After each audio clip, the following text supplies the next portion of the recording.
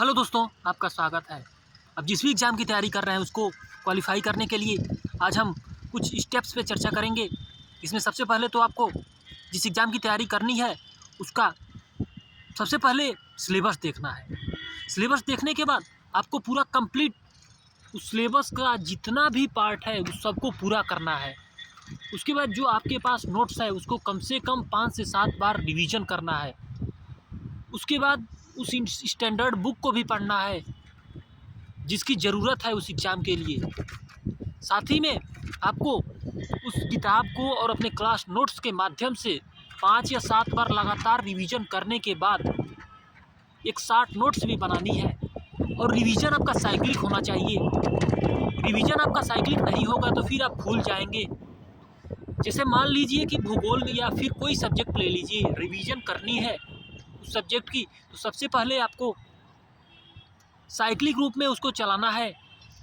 जैसे first chapter ख़त्म हो गया, सेकेंड थर्ड ऐसे चल रहा है, फिर उसको कंप्लीट ख़त्म करने के बाद फिर वापस इसको लेके आइए। यदि 2 महीने में आप कंप्लीट कर पा रहे हैं, 1 महीने में, जितने दिन में, फिर से आप उसको साइक्लिक चलाइए। उसमें मात्र 40 मिनट 50 मिनट ही समय दीजिए, लेकिन रेगुलर दीजिए। दूसरी चीज़, आपको मैथ, आपको रीजनिंग, ये सब भी साथ में लेके चलना है।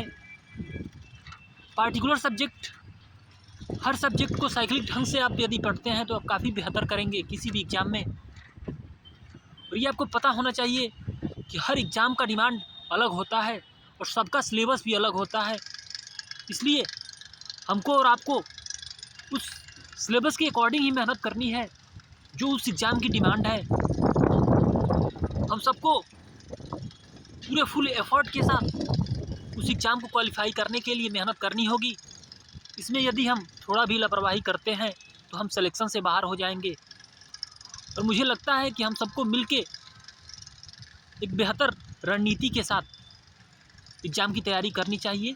और जो आपकी रणनीति होनी चाहिए उसमें यदि कोई भी त्रुटि हो, यदि आप टॉपर्स का इंटरव्यू देखेंगे, उस एग्ज़ाम की तैयारी कर रहे हैं उस एग्ज़ाम के टॉपर्स का इंटरव्यू आप देखा कीजिए और अपने स्ट्रेटेजी में संशोधन करिए। जैसे कुछ कोई बता रहा है तो उसको देखिए क्या ये मेरे लिए सही है कि नहीं। हूबहू किसी को नहीं उतार देना है। यदि हूबहू उतारेंगे तो फिर आप कहीं ना कहीं किसी दूसरे व्यक्ति का दिमाग ही अपने दिमाग के साथ जोड़ना चाहते हैं।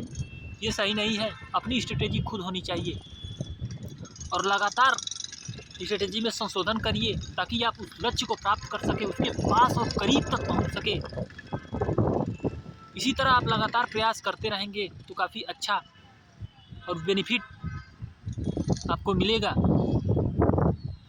और आप एग्ज़ाम में टॉप रैंकर भी बनेंगे। जय हिंद दोस्तों।